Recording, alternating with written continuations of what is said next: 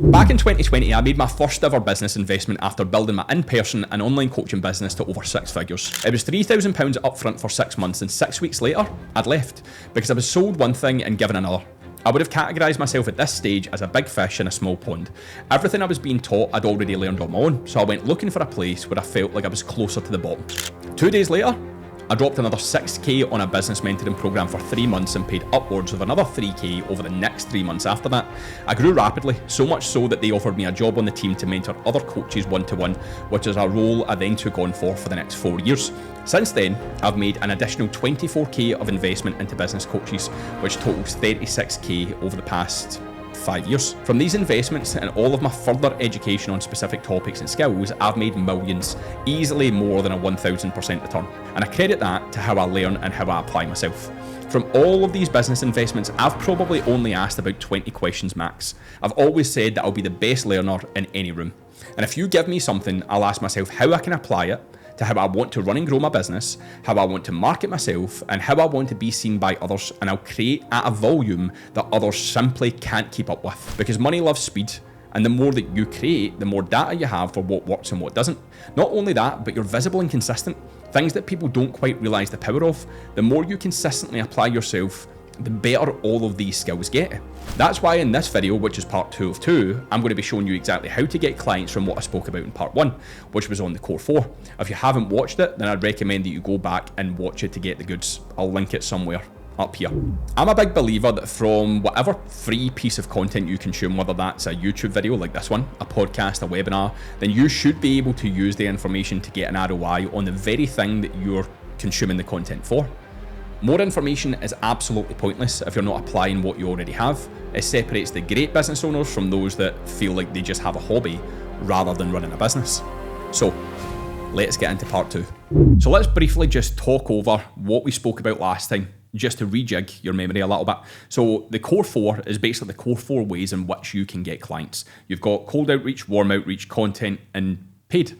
So paid media, but that can obviously be done just like the rest of the core 4 in multiple different ways, which is things like cold DMs, cold calls, cold emails, cold texts for cold outreach. For warm outreach, you've got people that have subscribed to an email list perhaps. You've got people who engage with your content in social media. You've got people that have maybe applied for something that you've done previously. You've got your current warm network. So that could be current clients. It could be connections inside of the health and fitness industry that potentially have access to your target audience. You've got new followers that are coming onto your page. You've then got content, things like short form content. So that would be Instagram, Facebook, LinkedIn, TikTok. I always say that you should pick one platform and double down on that platform for where the majority of your target audience are probably going to be. Long form, so YouTube, podcasts, for example, blogs, which would be things maybe like articles or adverts. You can obviously have online blogs that you create on your own as well. You've then got long form shorts and you've got emails. Then we've got paid, so things like paid ads, collaborations, affiliations, sponsorships. Now, the way in which you get paid through each of these is you make offers, invitations for people to raise their hand. Now, these things can obviously be done in a multitude of different ways for how you actually present that offer and present the invitation. So obviously, if you're in the process of doing cold outreach, let's say, we're going to start from the top of this kind of core 4 funnel down the way. Let's say you're focusing on cold outreach. Obviously, through cold outreach, based upon the questions you're asking, what you're learning about the person, the connections that you're creating, you're essentially getting to a stage where you can understand whether or not this person has a problem that you can solve. And realistically, they will have understood currently at this moment in time, if you've went through the process of asking the right questions, they'll understand at this moment in time that they have unresolved pain. They have something that they want to improve, they want to change. And that's the thing about sales. You need to identify the pain because you also need to be able to build desire for the dream island. What's the ultimate outcome? And then you need to position your program, your offer, your invitation between the two of them. You need to understand that you need to create a bridge almost where your offer is the solution. So if you're doing cold outreach and you go through an entire chat process and you get to a stage where someone is interested as a result of what you've discussed and the pain you've identified and the dream island that you've created and how that offer fits between it, you would then make an offer to potentially jump on a call for your main offer, for example. But also if someone says it's not the right time, you could then send them a lead magnet. You could invite them along to a webinar further down the line. You could sign them up for a seasonal challenge. You could invite them along to an in-person event that you're running with your clients if they're local, right? There's multitudes of offers that can be made throughout. And these aren't just the only offers that you can make. There's even offers within the offers, which is something we'll probably get to at another date, I think, because that's something in itself just to really dive deep into. We've then got warm outreach. Same thing happens. Usually through warm outreach, there's more trust established to a degree, which means that you can go through a chat process and then you can make an offer. You can make an invitation. You can basically ask someone if they would like to have their problem solved. We've then got content. Now, content is, in my opinion, the GOAT. The reason why it's the GOAT is that, as we've discussed multiple times before on this YouTube channel, we much prefer a marketing-based conversion machine versus a sales-based conversion machine. So when you are doing a shit ton of cold outreach, you usually put less effort into your content, but a lot of your content does the pre-selling. So we create very comprehensive short-form content. We create very comprehensive long-form content. We create very comprehensive emails, for example. We create very comprehensive mini-courses. We create very comprehensive resources. We create very comprehensive online experiences. We much prefer to create rather than chase, because when that actually brings more people to us, that would then class as warm outreach if you were to outreach them off the back of that, because they've raised their hand. They have chosen you instead of you feeling as though you're having to chase them for something that they don't quite understand right now that they actually want. So the content aspect does a lot of the pre-selling, especially if you create content over a multitude of different channels, which I would recommend that every single business owner that's looking to bring on more clients and make more money should be doing. You've then obviously got paid. So I would always say, once your conversion system's in place, once your content's in place, once you have been able to sell people appropriately through the DMs, I would say that that's the point in which you have to look at paid advertisement, because actually the risk-free thing to do is to test the content that you would use on ads in your organic content. And if they perform well, if they're received well, if they lead to conversion, then ultimately that's a good sign that they're going to work when you put money behind them. Whereas a lot of people don't solve their content problem, they don't solve their chat problem, and then they just start throwing money at the problem to try and fix it by going directly to ads, which can obviously cost you a lot of money. Then we need to look at collaborations, affiliations, and sponsorships. Obviously, this is based on knowing people that have access to your target audience and creating some form of offer with them to either exchange leads. So in a way where if someone reaches out to you and they would also be a good fit for this other business, this other person, you can make a referral, you can make a recommendation, you can potentially have a discount code. All of these things are things that you need to take into account if you know people. Now, you always want to leverage people that will have access to your audience. I think this is quite obvious to say, instead of people that don't have access to your audience. A lot of people think, okay, I've got someone that I know that has 100,000 followers on Instagram, and they'll probably have some of my target audience that follow them. If you're not 100% sure of that, or if the person that you know that has that large account isn't actually running that large account based off of interests that people that people from your target audience would actually engage with, then it's really just going to end up being a waste of your time. But what I would say when it comes to things like collaborations, affiliations, and sponsorships, there needs to be like kind of strict rules in place. So if you have an affiliate, or if you have a sponsor, or if you have a collaboration with someone, you need to have strict guidelines of how many people they send you per month and how many people you send them per month. You really need to make it work for one another. A lot of the time, this is why people aren't so great at it. A lot of the time they go in selfishly, just thinking about what they can gain instead of giving back to the person that's given them access. Whereas that person also wants to gain. So you need to help them with the access that you can offer. So this is where you need to think about that it's fair for everyone. You win together rather than just being selfish for yourself. And then obviously when it comes to offers and invitations, as I've already kind of spoke through, there's a multitude of different offers and invitations you can make in different forms of free, low cost, mid-ticket, high ticket, all of that sort of stuff. But free is the best deal that anyone will ever get. So I want to make this clear just now.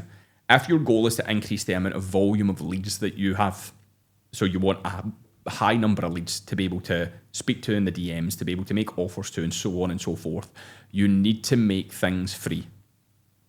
This is where a lot of people that are running a business that want to grow it get confused. They say, I don't want to give away my best stuff for free. So they start putting a price tag on something from the very early stages, albeit they don't have the brand awareness, albeit they don't have the interest, albeit they don't have the leads, albeit there's nothing really special about them. And that is not me, by the way, being a dick. I'm just saying outright, there's nothing special about them yet. There's nothing captivating about them yet. They're not a standout yet, but it doesn't mean they can't be, right? But you need to understand that your business is going to work in stages.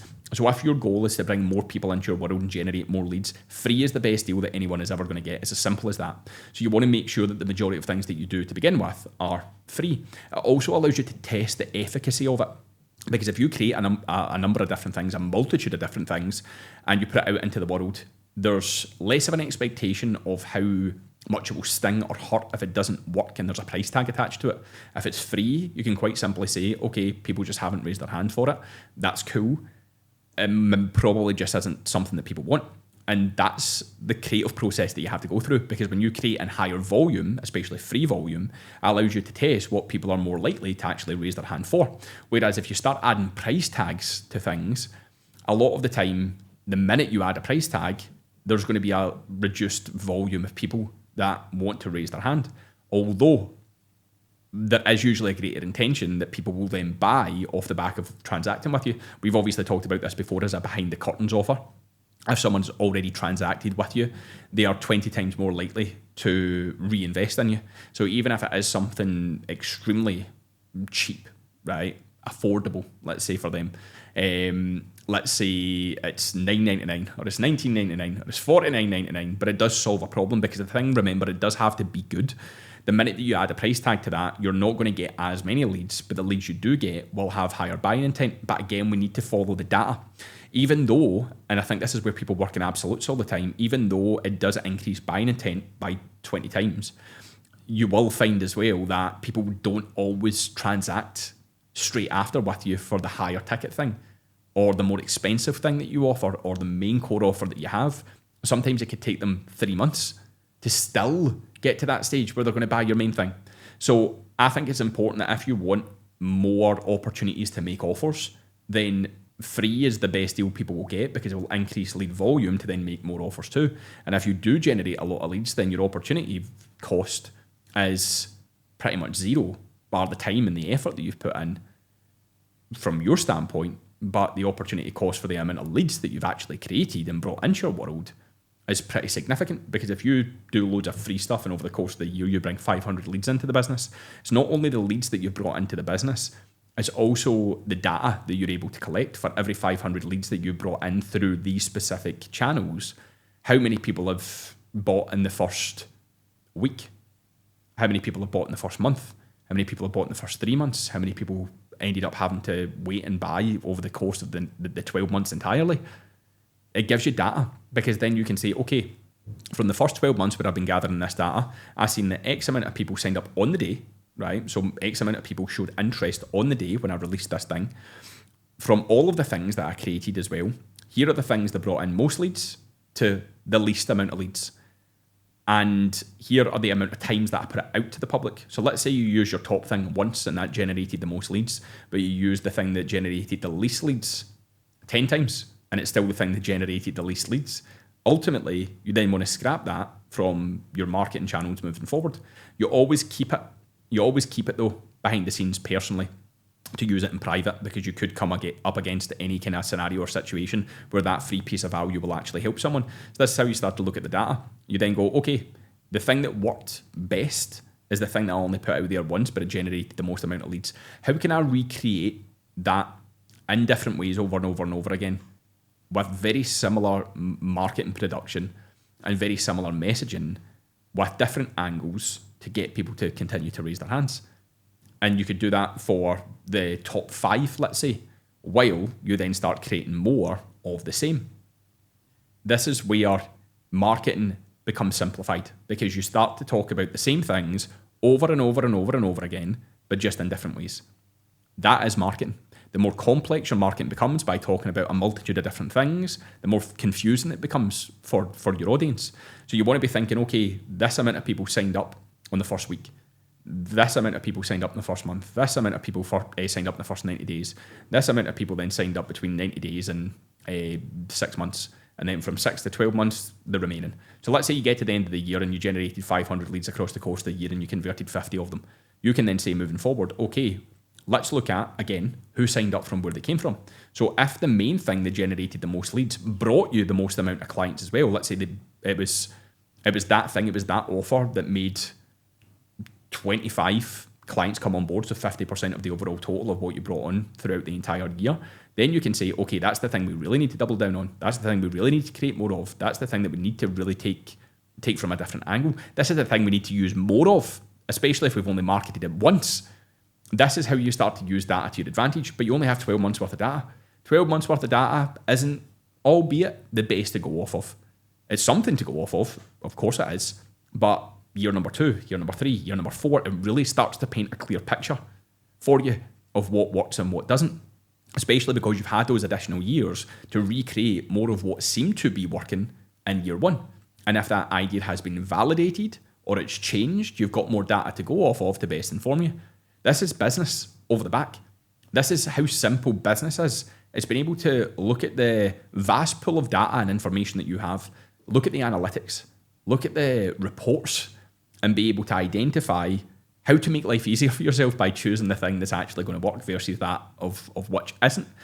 Now, I probably digressed there a little bit, but let's actually pull it back to what I wanted to kind of discuss, which this still is definitely in context of, which was you need to think about everything you're doing like a funnel. Now, I don't recommend that my clients use funnels really until they've scaled their business probably to 15, 20k plus consistent months.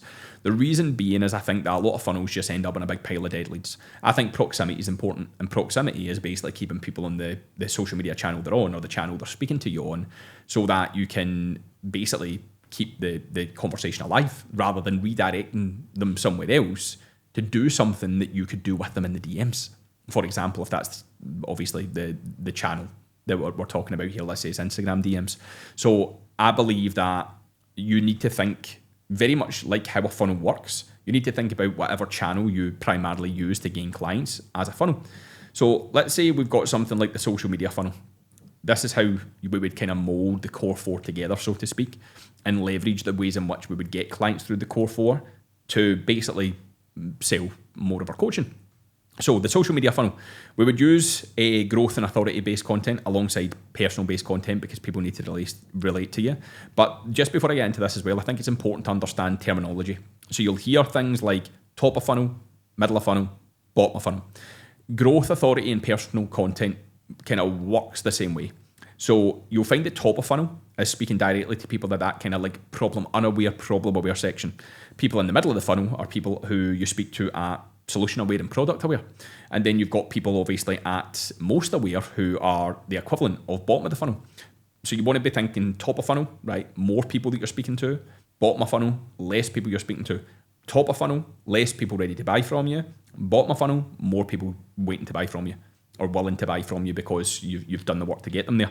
Now, the different types of content that you need to create at each of these stages are going to be different.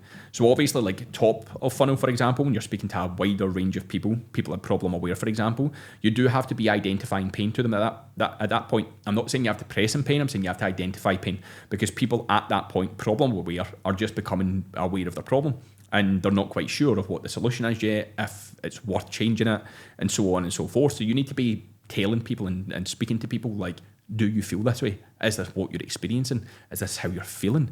Is this what you're going through? You need to make the pain identifiable to them. You don't need to be saying, are you going through this? You're also a fat piece of shit at the same time. You don't do that, right? That's a fucking dickish thing to do.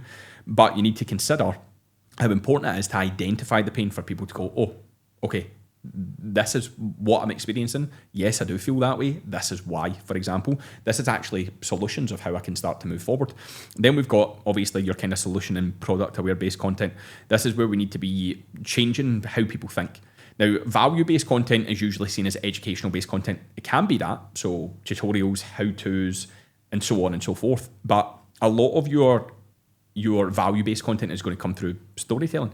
So I finally built 3D delts. Not me. I finally built 3D delts after going through this experience that highlighted this thing to me, that gave me this epiphany, that made me think about this differently. And then I committed X amount of time afterwards to work on X, Y, and Z. And this is where I am now, right? You need to kind of take people on a journey and tell a story, especially for each stage of awareness. Because what you're trying to do is you're trying to make people think differently. You're trying to get people to connect with you. You're trying to get people to also see themselves in the lives of your own clients. Like, tell stories through your client results as well. These things are so powerful for people. So what your goal is here is to make your content really fucking good, right? Your goal is to make content really fucking good. Because see, if your content's not getting attention, if it's not converting people, your content's not that good. And I apologise, but it's important that I highlight that to you, because you can get better at it. And this is the thing, it's okay not to be good at something, or not as good as you'd like to be at something. You just work harder at getting better at it. So what you would do is you would make sure that you're obviously improving content through these different variables, and you would be making different offers, right, to essentially email capture, right? So lead magnets, free offers, right? You want to capture more emails so people go into an email sequence as well, get to know more of you. Then through obviously the organic content that you've been creating, because you've been creating scripts for it, you've been testing hooks, you've been testing the meaty kind of bits in the middle, you've been using different call to actions, you've been using different visuals. And here's another pro tip, by the way. If you're ever talking about something specific, make sure you're in that environment. So let's say you're talking about training, be in the gym. If you're talking about nutrition, be in the kitchen at the very least. If not, have some food around you, right? You want to try and make the setting applicable to the thing in which you're discussing, because that in itself is a visual hook. Then you want to be thinking, once you've tested these things organically, because like I said before, it's the most risk-free thing that you can do before you start throwing money at something, you would then do ads. So you would boost that content, especially the ones that have performed well, more opt-ins, more comments, more engagement, more reach, more views, those ones. You then want to do warm retargeting ads to people at the bottom of the funnel, right? People at the bottom of the funnel are the people that you're trying to basically speak to buy now. And that's where ads start most profitably. So once you've aced your content, it's then about how do we get back in front of people to make ourselves aware to them so that they can buy now, so that the money I'm putting into paid advertisement now is returning pretty quickly, rather than waiting on a delayed return over time. Then how we do this is essentially we can build custom audiences, especially on Meta. If you boost through Meta, you can create custom audiences, which is Instagram views and engagement over the last X amount of time, 3 months, 12 months, whatever it may be. You've then got email list subscribers, so you can upload a CSV file, and then you can make it location specific. So it's really important to understand that likeness is a big part of what will get people to click. So I'm a rough Scottishman, right? So as a result of being a rough Scottishman, do you think it's more likely for me to attract someone to listen to my ad and click on my ad initially anyway? This is not to say this goes long term. It's obviously all about authority, who knows you, visibility, so on and so forth. But do you think it would be easier for me to get a Scottish person from Glasgow to click on my ad because I sent it there, because I was more like that person, they could relate to me because they're also Glaswegian? Or do you think that I would start running my ads in fucking Timbuktu? Even London? People from London can't always even understand me. Would that be the best use of my time, the best use of my money? Of course it wouldn't, right? So we need to think location specific. And then warm outreach. And with warm outreach, right, before you drive people to a call, be a fucking human being, right? Ask people how they are, how they're getting on, what they've been up to, if there's anything exciting in the pipeline, if they are doing okay at the moment, how this problem that they're looking to solve is making them feel. Football team do they support? If they are into football, what's their kids' names, right? Maybe ask them a few questions and be human. Take an interest, right? Because remember, people buy from people. Don't be so robotic trying to really speed up the sales process just to lose a lot of people because they don't feel like they can actually relate to you, or they're speaking to like a fucking human being. And then obviously you would drive towards a call. So you, depending on the way in which you run your calls, it could be a number of different things. You could have a triage call to begin with, so that's like a pre-qualification call, or just a strategy call off the bat, or it could be triage to strategy. You could do an offer doc, for example. So offer doc for your warmest leads. So sometimes you will get people in the DMs that are like, just tell me the price I'm in, and you could send them something without having to get them on a call. I wouldn't recommend that to everyone. I would ensure that you've validated your sales by at least 20 of the people that you're looking to work with. in probably just the last few months. Not that you've made 20 sales throughout your entire career for these people, but let's say you've made 20 sales out of your last 30 inquiries over the last 4 months. That's when I would start to look at, okay, you've got enough leads coming through that the ones that claim that they're warm and they want in, you can use an offer doc for. You could also do, obviously, email selling for low cost, behind the curtains offers over time because you've captured their email. And you could also do the same thing for challenges because you don't want to be getting on sales calls for low cost challenges either. So these are things that we essentially need to consider. Now, let's go to the next funnel. So the next one is the offer funnel. Now, the offer funnel is, again, I just want you to think about how you take someone from stranger or lead. So definition of a lead is someone that you have basically built the right to speak to in a closed channel. I want you just to think about the process in which you move them through. That's why I like to say, think of it like a funnel, right? Because they're up here, they're not as aware of you. They're maybe not as aware of the problem. And then you move them down to a point where they're bottom of funnel, they're ready to buy. It's how you kind of need to think of it. So you've got free offers. Of course, like I said, free is best. Lead magnets, webinars, bundles, free communities, mini-series, comment triggers on social media so that you can get people into an email list quite easily, because I obviously don't like using real funnels until I'm at a certain point in business or others are at a certain point in business. I will use ManyChat so that when people opt in, they keep them on the platform, and obviously you can get people straight into a email nurture sequence at that point as well. So you would have free offers to get people in. You can then couple that up with a behind the curtains offer. Some of you may have experienced this before, where you've downloaded something for free and then someone says, for X amount of time only, you can also get this at discounted price. That's a behind the curtains offer, right? They've made you go, oh, I could really use that thing as well. And then you pull out your card and go, fuck it, I want to get this one-time limited deal, right? So it solves these things that you usually position as behind the curtains offers, outside of free stuff that you've already submitted to, are things that solve a real big problem for your niche. And you want to make sure that within that, you offer 10 times the value for the cost. And you want to make sure that obviously you bulk any freebies in there as well that you feel are relevant, because what you can basically say is, for a limited time only, you can opt in for X at X price. And with this price, you don't even get it discounted, don't even just get it discounted, but you also get all these additional freebies alongside it for this cost. That's a behind the curtains offer. Then you've got a continuation offer. So a continuation offer could be reaching out to someone and saying, I identified you as someone that obviously needs help with specific thing because you downloaded this thing and you also bought this thing. How would you feel about potentially having a more personalized game plan tailored to you, where we can jump on a call, it's only X amount of money, because I'll take off what you've already spent on the other products. So it could be a call with you could be 200 quid and they've already spent 50 quid on something else. You could say the call's 150 quid, or you could sell them like a low cost challenge that's coming up and say, okay, I'll credit that back into the challenge if you want to go ahead with it. That's a continuation offer. So it's making someone a really good offer to want to continue because they feel like they're getting something in return.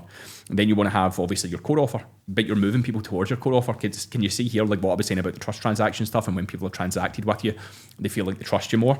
You go from free offers, someone's then trusted you enough to pay you a small fee, then there's been a continuation offer where they paid you another fee if they've not already went for your core one-to-one offer, and then you sell them into your core one-to-one offer, right? And again, calls, the same thing is applicable.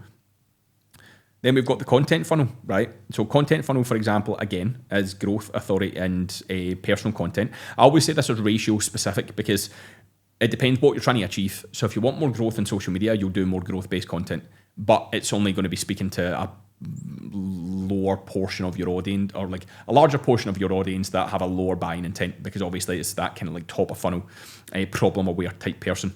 If your goal is obviously conversion, you want to be posting more conversion based content, and if it's like if you want people to get to know you more, you post a bit more personal content, or you seed those stories in throughout. I usually do 20% growth content per week, 60% conversion, 20% personal. And then you want to be doing call to actions, right? Call to actions for a specific outcome. So when I say the content funnel, it's like, how can more people see more of my content, right? So you're doing the content work on social media to begin with. You're doing call to actions, either indirect or direct, for something in particular, for someone to opt in to see more of your content, right? So that's not potentially just a lead magnet. That could be something like a YouTube video like this, or a mini course they've never seen you talk about before, or a new thing that you've just put together, right? So you would do call to actions. You would then make sure that you get data capture, obviously, because the main goal of this is get them into the email list. Get them into the email list with this offer, direct or indirect. And the thing is, you could actually just say, join my weekly newsletter, right? Join my email list for free tips on X, Y, and Z, or free insights on X, Y, and Z. I'm not a big fan of tips. I think it can bring the wrong people to the business. I much prefer something like insights, strategies, say for example, and you can offer that out. So that's what I mean by like kind of direct or indirect. Indirect would be not just saying join my email list, but direct would be, so from that data capture, we've then got the prospects data, of course. We've then got ManyChat data for which ManyChat flow has been triggered the most for, again, how many people wanted said thing. We've then got email open rate data. So I would usually say a good open rate is, or average is, between 40 to 45%. So you kind of want to maintain that at all costs, and the regularity of how frequently you email will be fully dependent upon that open rate. So let's say you do one a week and you have a 55% open rate, and you're up at 2 a week and it drops to 48%. You're still within that kind of margin. But then if you up it to 3 a week and it drops to 30%, you then kind of want to claw it back, right? This is where you would use the data to best inform you. And then you would have click-through rate data, because you would be posting more of the content to your email list that you want them to see. Then you can see the people who are opening your email list links the most to be redirected to specific things, specific topics. And it gives you more brand influence, right? Because you've got people closer to you to share more about you, to consume more of your content. It increases brand influence because people have chosen to engage with you rather than moving in a direction away from you. Then a follow-up process, right? The fortune is always in the follow-up, right? Make sure when you follow up, though, you're value focused. Like, what more can you do for the person? Lead with value. Don't lead with expectation of sale. Even though you're trying to direct towards a sale at some point, it's about knowing when that point is best, based upon the conversation that's unfolding before you, right? Just be a fucking normal human being, like I always say. Slowly nurture, but probe.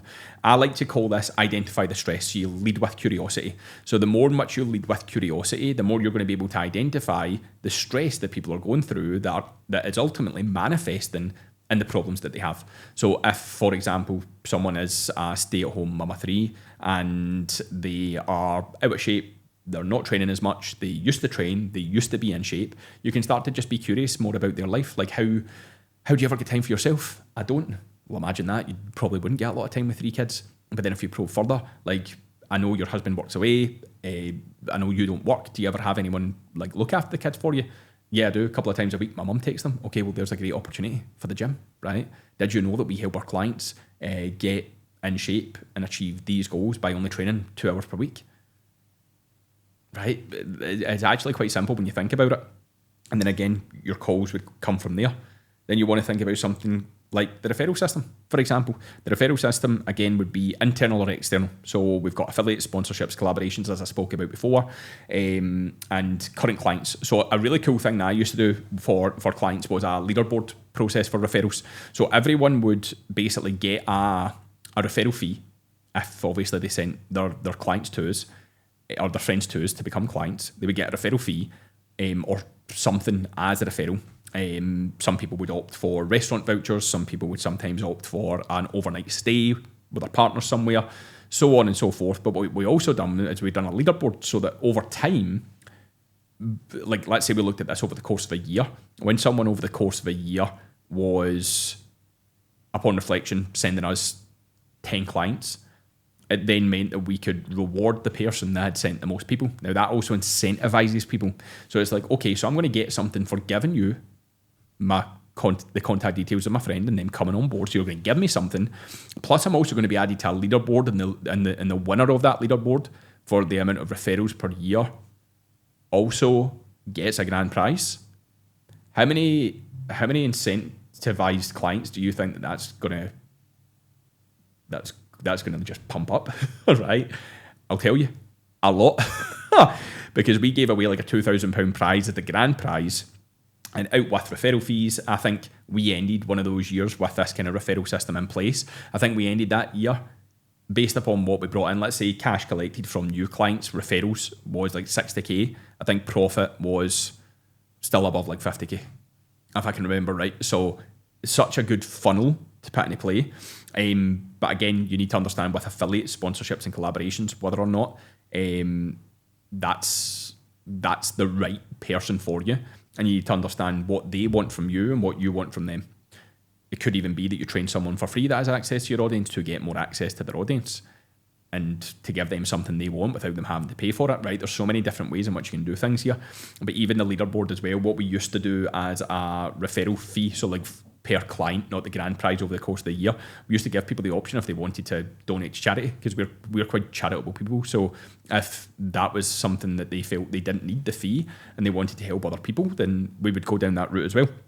And then we would have time-stamped call to actions. What I mean by that is we need to have internal notifications done through a CRM system, for example, that basically notifies you to ask for a referral at a specific point from a client, or at specific stages of progress for a client. So it could be an internal notifications after 90 days, or it might be a progress stage that you have in your program that's after 6 weeks, right? It's going to be program dependent, it's going to be process dependent, it's going to be how you run things realistically. But you basically will have prompts depending on delivery approach, right? And what I mean by that is, from a delivery standpoint with us, we've got clients that have obviously went through from having the business offer and the coaching offer to then combining. We've still got a couple of clients on the coaching offer only and the business offer only, even though we don't do it anymore.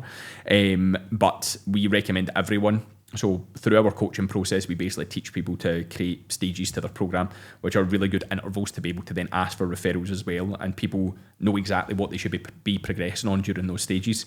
But even if you have not potentially invested as much into your coaching, you want to be thinking about your business in the exact same way. How can I create this program in stages? Because again, remember, people don't buy features, but if you talk them through, this is stage one, this is what we help you achieve in stage one by fixing X problems, right? Don't talk about features, and then this is what stage two is, what we help you achieve and the problems we solve.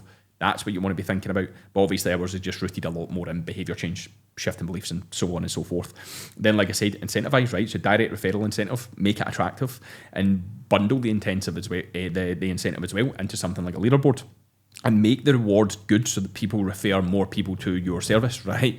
Don't do it where you're like, right, going to create a leaderboard and someone at the end of the year is going to get an extra 100 quid. Woo, guys, right? Make it enticing. Make it enticing.